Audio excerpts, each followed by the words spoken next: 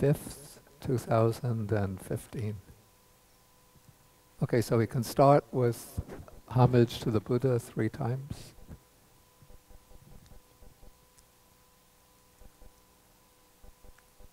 Namo tassa bhagavato arahato samma sambuddhassa. Namo tassa bhagavato arahato samma sambuddhassa. Namo tassa bhagavato arahato samma sambuddhassa. Okay, good morning, everybody.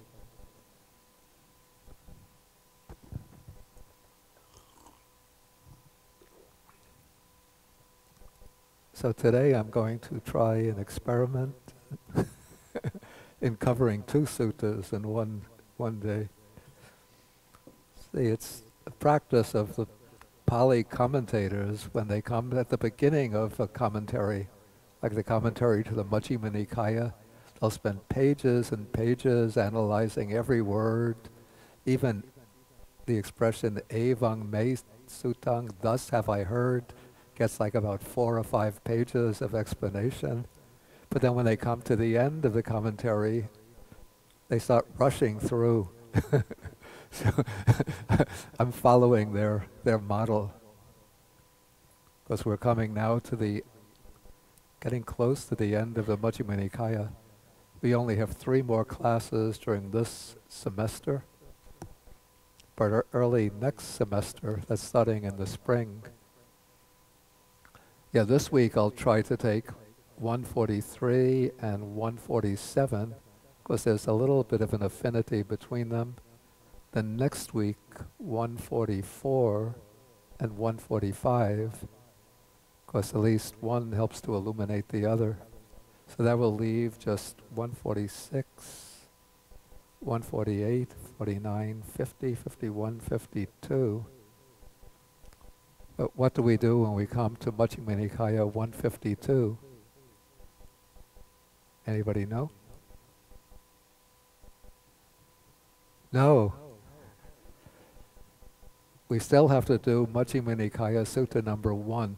Oh, she had it. She was raising her finger. Wow, so she's really keeping track of what's going on. Yeah, because I left number 1 is very concise and very cryptic. So if you just, I don't know why the compilers put it at the very beginning of the Majjhima Nikaya, because if you open it and try to read it, you just can't figure it out. But after you've gone through the rest of the Majjhima Nikaya, then we could understand it, or start to understand it.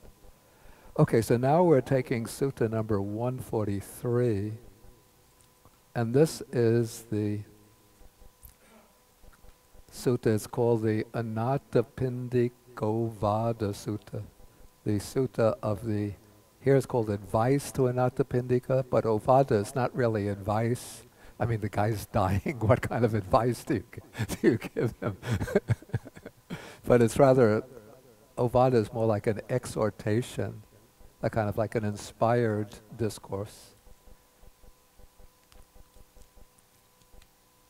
Okay, so this tells us, the sutta starts when the Buddha is living at Savatthi in the Jeta's Grove, which is also called Anathapindika's Park, because this was, according to the explanation, the commentaries, originally this kind of woods, had belonged to the prince who was the king, the son of the king of Kosala. His name was Prince Jeta. And Anathapindika, when he was a resident of Savatthi, and when he learned about the Buddha in Rajagaha, which is quite a distance away, then he invited the Buddha to come to teach in Savatthi, and he wanted to build a monastery for the Buddha. And so he was looking around for a suitable place, and what did he find but a nice piece of land near Carmel, New York. I mean, I mean the city of Savatthi. And so he purchased that piece of land from Prince Jeta, and there he built the monastery. And this became what we call the Buddha's main seat of residence. So though the Buddha traveled around through most of the year, but during the rains retreat, it was called the Vasa, the rainy season, most or a great number of the rains retreats he spent at Anathapindika's monastery. And so because the Buddha was living there, he forged very close relations with the citizens of Savatthi. So King Pasenadi, the king of the state of Kosala, whose capital was at Savatthi, he became a devoted supporter of the Buddha. And then the Buddha's chief male benefactor, or donor, was Anathapindika, and also the Buddha's chief female supporter, a laywoman by the name of Visakha. She was also a resident of Savatthi. And so the Buddha had actually two residences at Savatthi. One was Anathapindika's monastery, which I believe was probably to the west of the city. And then the lay devotee Visakha, she set up a residence for the Buddha, which was called the Eastern Park, Pubarama.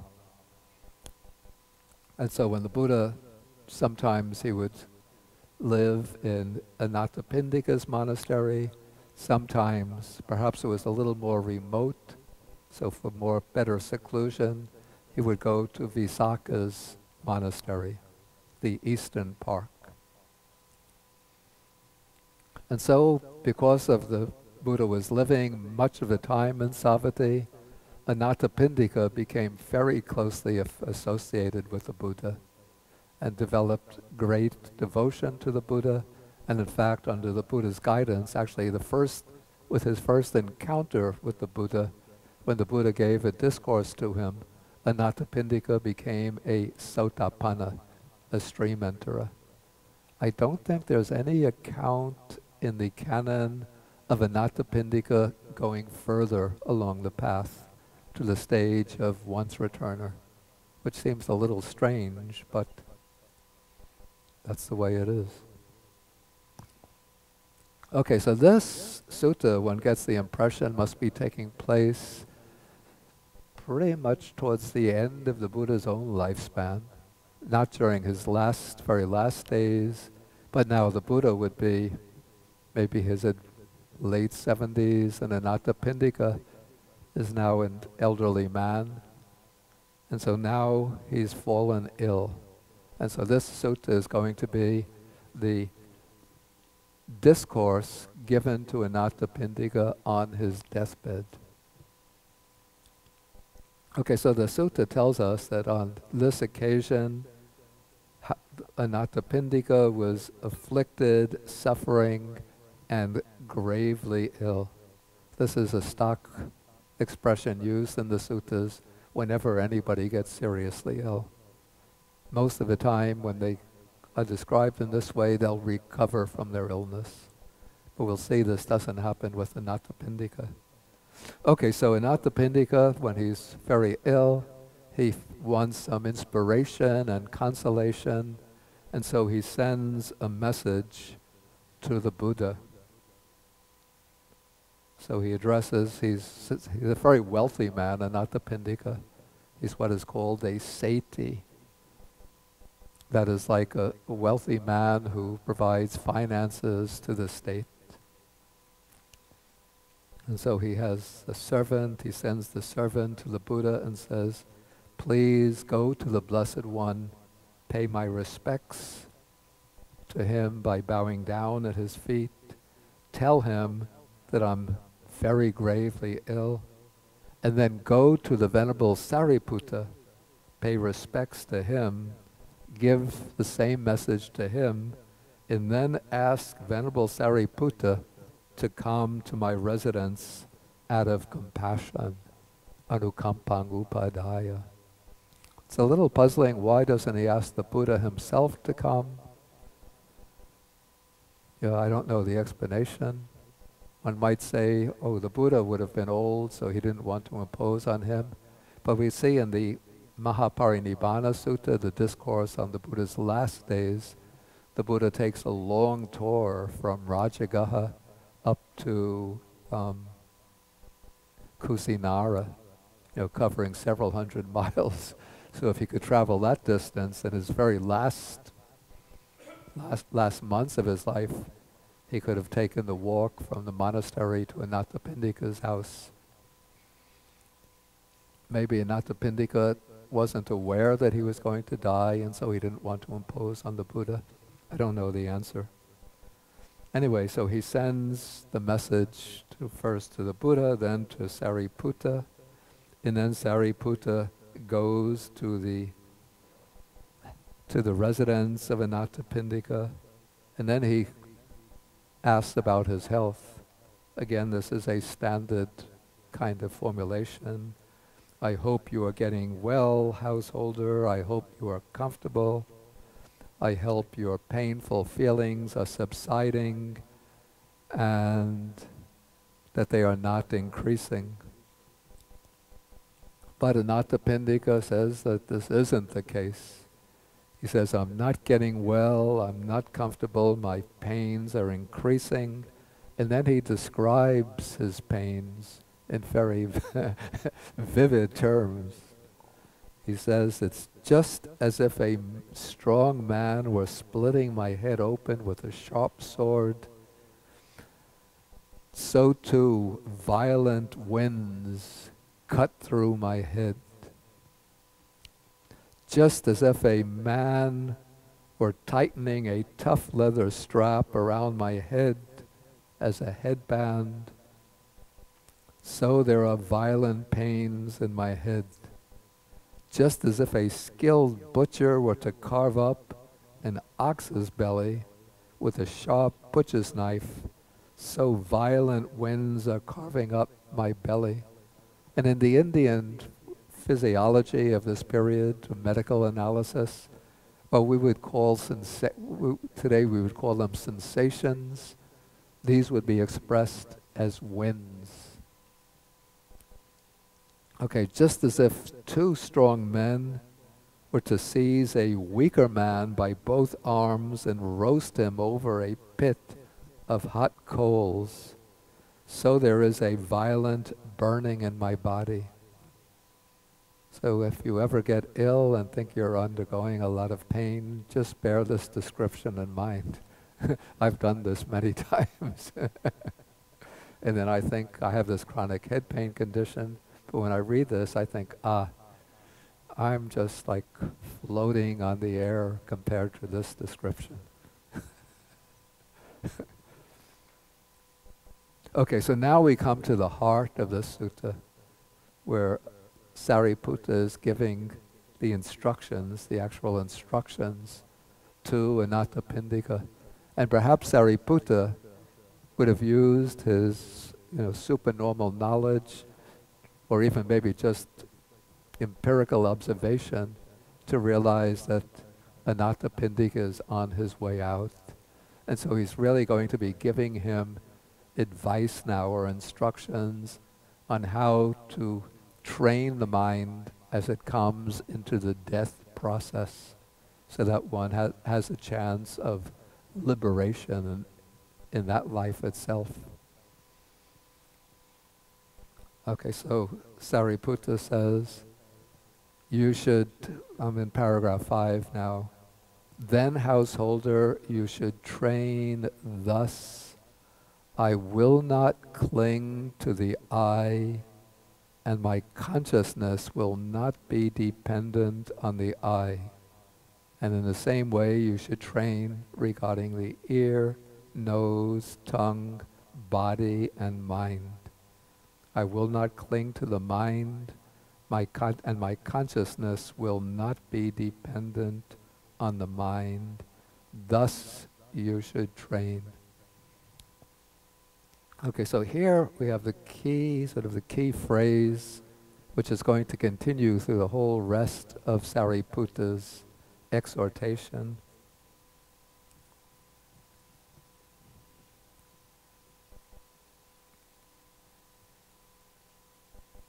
You don't mind if I use the Pali, because it's...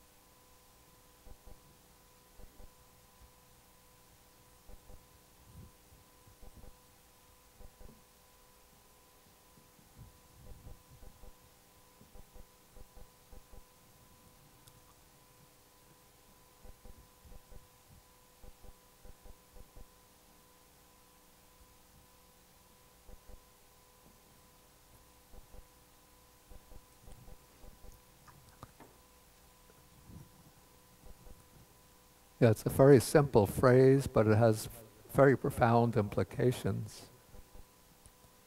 So first we have na chakung upadi sami, which is what is rendered here. I will not, or I shall not. It's like making a mental determination. I shall not cling to the I. And then na me chakku nisitang vinyanang, and my consciousness will not be dependent on the I, will not be supported by the I. Okay, so what we see here is that there's actually a kind of conditional relationship here, that through clinging to, in this case, to any of the six sense bases,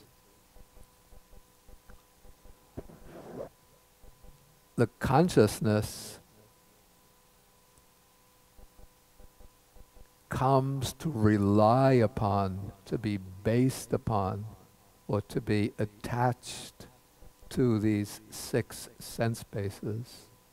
And it's when consciousness becomes attached, supported, dependent on any of the six sense bases, that this is what sort of supports consciousness as it makes the transition from one life to the next life.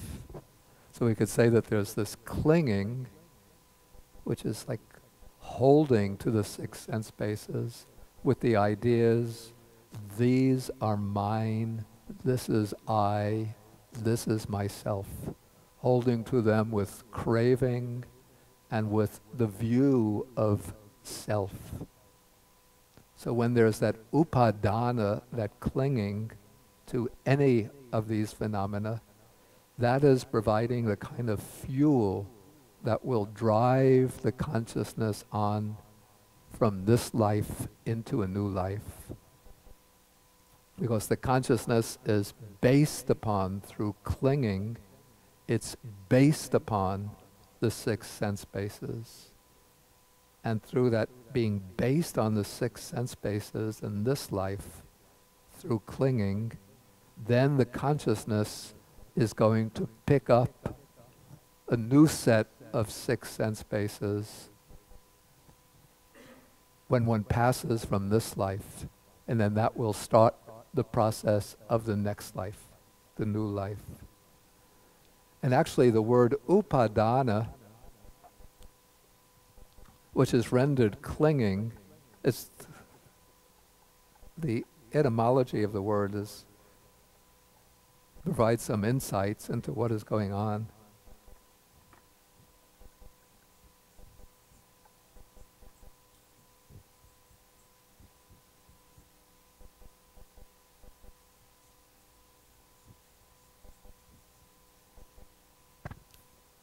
Yeah, the base of the word adana has the meaning of taking.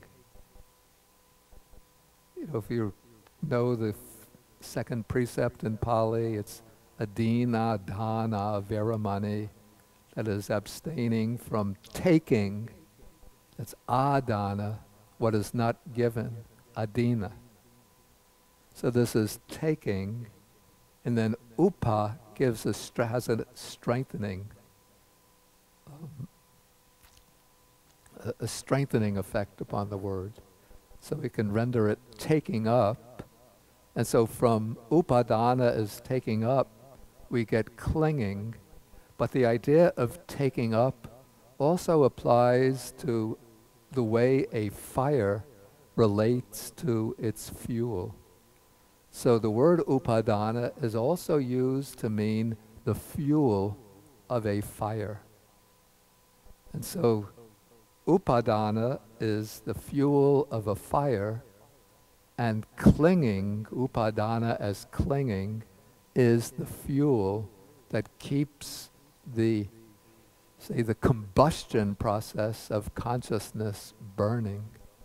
And when consciousness is losing its fuel in this life, because the body is about to expire, it needs to arise based on some new fuel.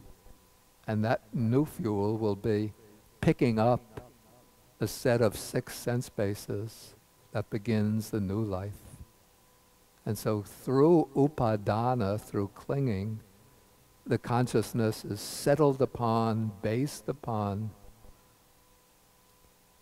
supported by, dependent on this set of 6 sense bases.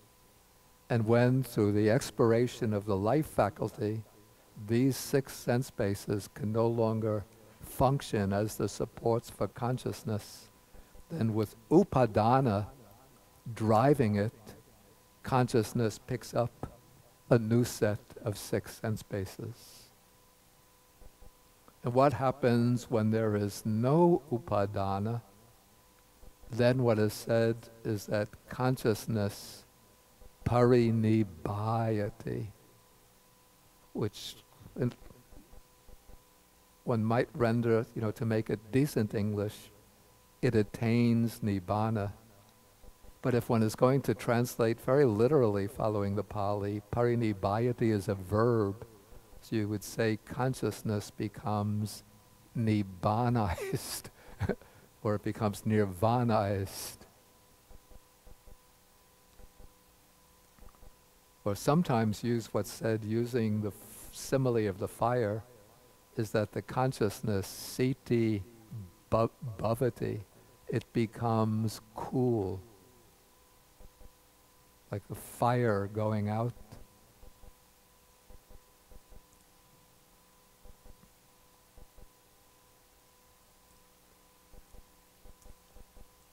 Okay, so first Sariputta gives this exhortation relating it to the 6 sense bases, but consciousness can cling to anything in the whole field of experience. So now Sariputta is going to go through different groups of phenomena. So he says, you should train thus: I will not cling to form, sounds. These are the 6 sense objects. Form, sounds, odors, flavors, tactile objects, mind objects. Then consciousness can cling to consciousness itself. We cling to the experience of things through the eye, ear, nose, tongue, body, and mind.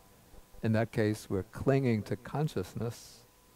So he's saying, I will not cling to the eye consciousness, and so to ear, nose, tongue, body, and mind consciousness. And then once you have the 6 sense objects, the 6 sense faculties, the 6 sense objects, the 6 kinds of consciousness, then their encounter, their coming together, which initiates any particular act of experience, that is contact. And so Sariputta continues, I will not cling to eye contact all the ways through mind contact.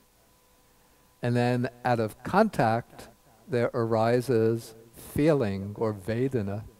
And Vedana, or feeling, is usually the direct object of craving. And so what we crave is generally pleasant feelings through the eye, ear, nose, tongue, body, and mind, or the peaceful, neutral feelings. And then when we encounter pain through any of the six senses, then we crave to escape that pain by indulging in some kind of pleasure. And so the training here given to Anathapindika, and this is probably most directly relevant to him because he's undergoing these severe pains in his illness, is I will not cling to feeling born of eye contact, etc., born of body contact, born of mind contact.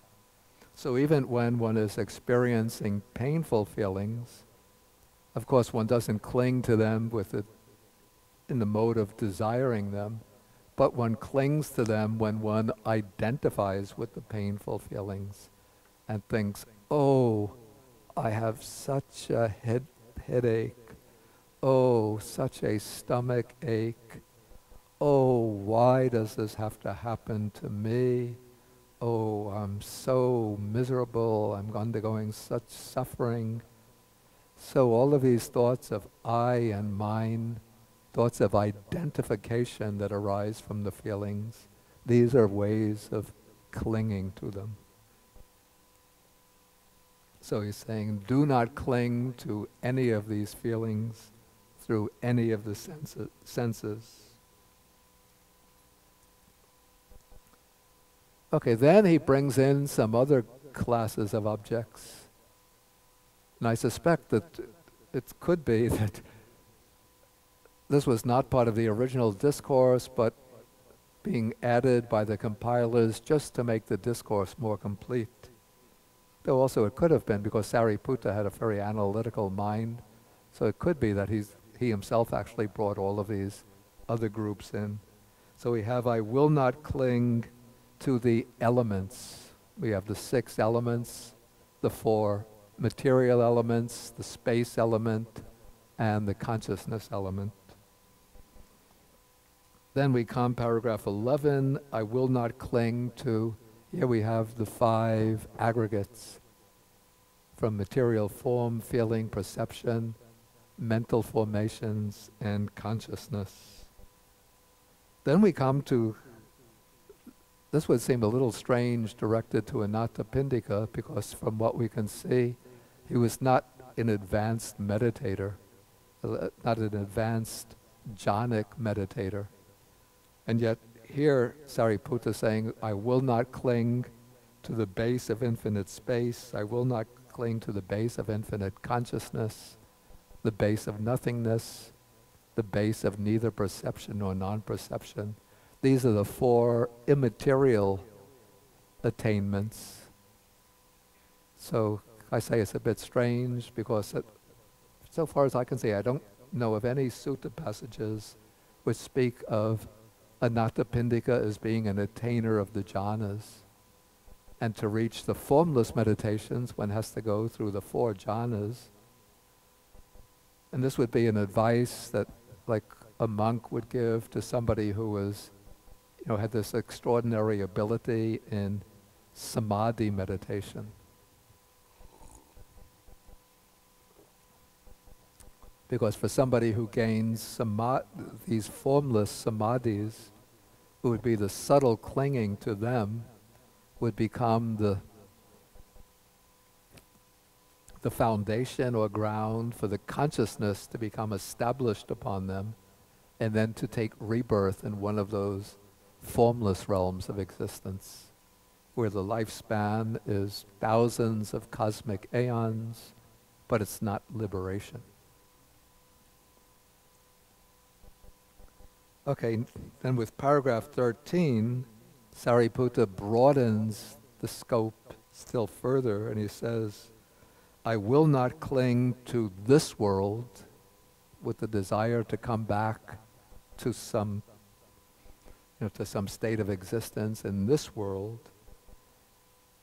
I will not cling to the world beyond, out of desire to be reborn in one of the heavens or any of the divine realms of existence. Then he takes all objects of experience comprehensively and says, I will not cling to what is seen, heard, sensed, cognized, and counted, sought after, and examined by the mind, and my consciousness will not be dependent on that. Yeah, in this paragraph we actually have all of the objects of experience are grouped together into 4 sets. First we have the seen, which is identical with visible form, the heard, which is identical with sound, the sensed, which is said to comprise everything, the grosser objects of perception, that is, anything smelt, tasted, and touched. In other words, odors, tastes, and tactile objects. And then all the following words are taken to represent objects of a purely mental consciousness. That is, the main word here is cognized, vinyatang, and then the other terms, encountered, sought after, examined by the mind, are just elaborations on cognized. And then my consciousness will not be dependent on that. Thus you should train. So that is Sariputta's ovada, his exhortation, his instruction to Anathapindika. So he's, the purport is that he's advising Anathapindika not to be attached to anything within the subjective and objective domains of experience. And when there is not that attachment, not that clinging, consciousness will not be dependent upon it. When consciousness is not dependent upon it, then with your passing, your consciousness will parinibhayisati. It will be nirvanized. It will attain nirvana, go into nibbana, so to speak.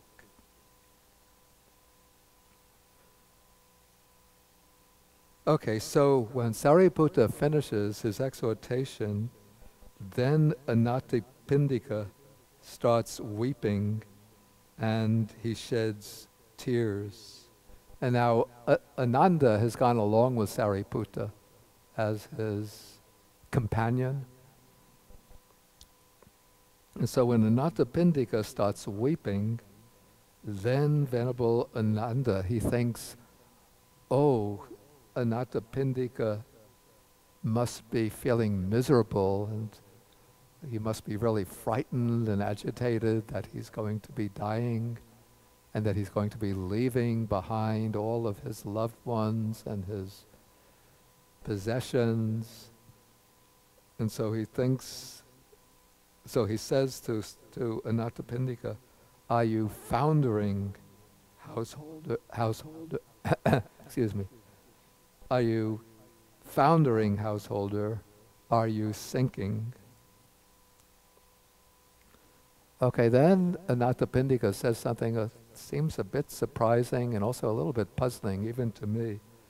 He says, I'm not foundering, Bhante Ananda, I'm not sinking, but though I have long waited upon the teacher, the Buddha, and the venerable bhikkhus, never before have I heard such a talk on the Dhamma.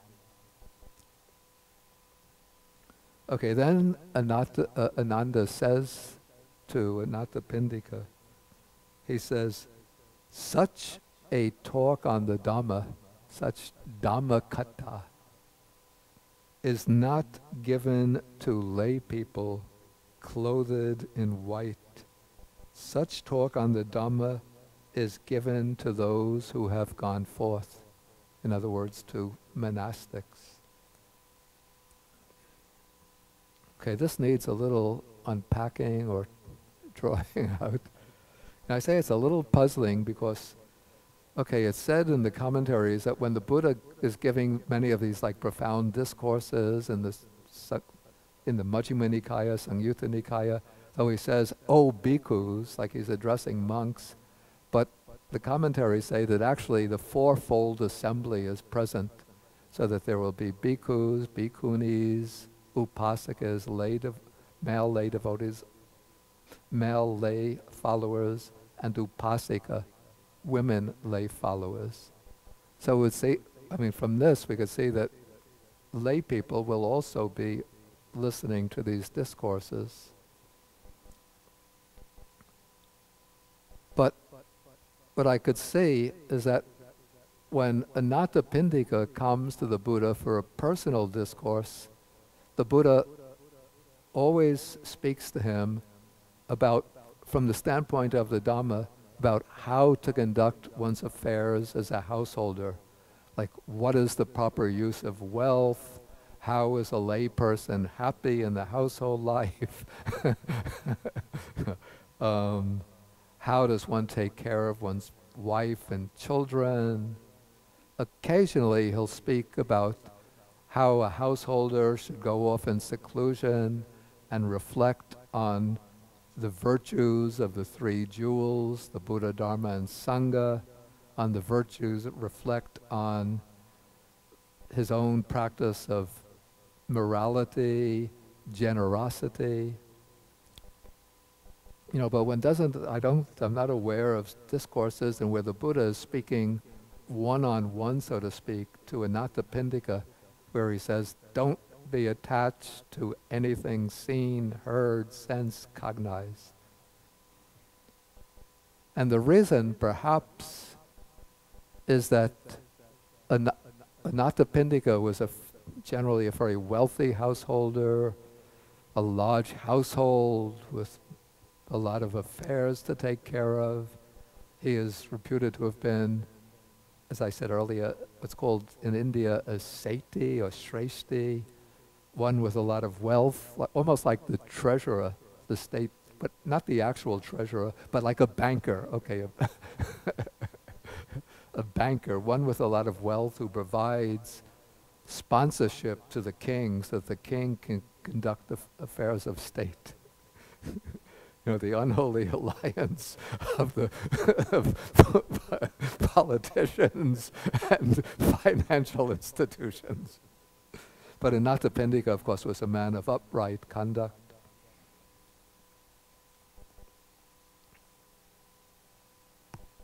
And so, for this reason, I think when the Buddha or the venerable monks are speaking to Anathapindika, they don't speak to him, they don't give him these high, profound discourses. And there were some householders, though, who had very, very deep and very astute knowledge of the Dhamma, and apparently high attainments in meditation, especially the one who's mentioned as outstanding in that respect is one called Chitta, the householder, who has a whole chapter to himself in the Samyutta Nikaya. I think it's chapter 41. And Chitta would sometimes invite the monks to come for an alms offering, and then he would give them, coming, like playing the role of a simple householder, and he would give them a question. Bhante, what is the meaning of this? How do you explain that?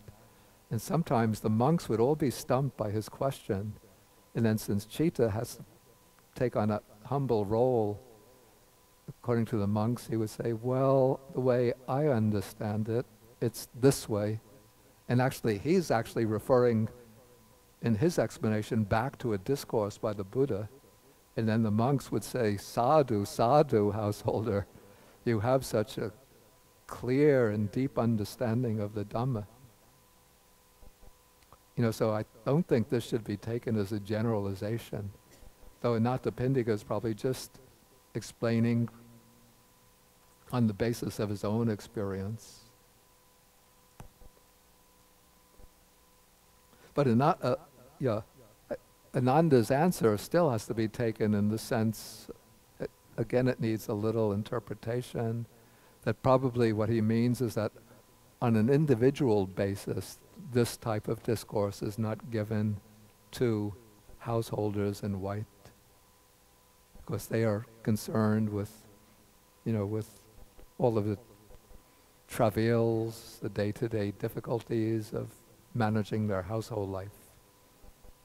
But if they come, if they come in the evening to hear the evening discourse that the Buddha is giving to the monks, then they will get to listen, to hear such discourses.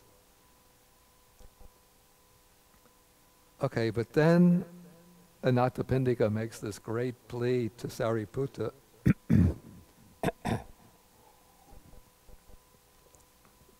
He says, please, Bhante Sariputta, let such Dhamma talks be given to lay people clothed in white. And clothed in white, I should mention, because in the Asian countries, in India during the Buddha's time, in Sri Lanka today, when lay people, devout lay people, go to the monastery, they wear white. I think maybe because of the commercially produced clothing, that tradition is sort of fading out. But in the earlier times, they would always wear white, particularly when they are undertaking the special precepts. Then they wear the white clothing. Okay, so Anathapindika continues, please let such talks be given to the lay people clothed in white. There are clansmen, I should say clans people, let's just say people, there are people with little dust in their eyes who are wasting away, who are, fading away through not hearing such talk on the Dhamma.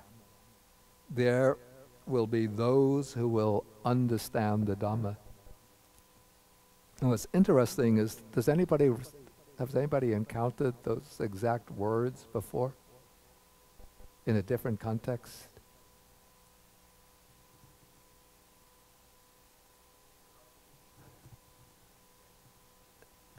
Exactly. If you remember, you go back to Sutta number 26 in the, don't look at it now. I'm just referring to it.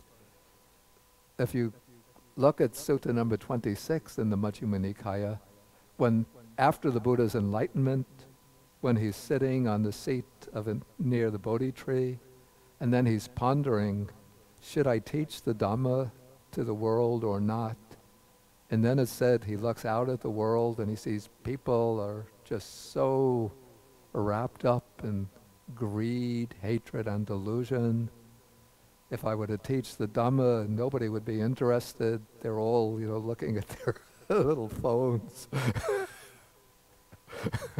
all glued to their iPhones or iPads, and what do they call them, tablets. And here, abandon, greed, hatred, and delusion. Wait a moment, Bhante, there's some interesting movie on. Or in this country, addicted to their guns. And so, the Buddha thinks if I try to teach the Dhamma, they're not going to be interested. It's just going to be trouble for me, and it's not going to do any good for the others. Okay, so when the Buddha has this thought, then a Brahma, a high divinity named Sahampati, he sort of vanishes from the celestial realm. He comes and appears in front of the Buddha, and he says, please, Bhante, don't think in that way. Look out at the world. There are some with little dust in their eyes who are fading away through not hearing the Dhamma, they will be able to understand.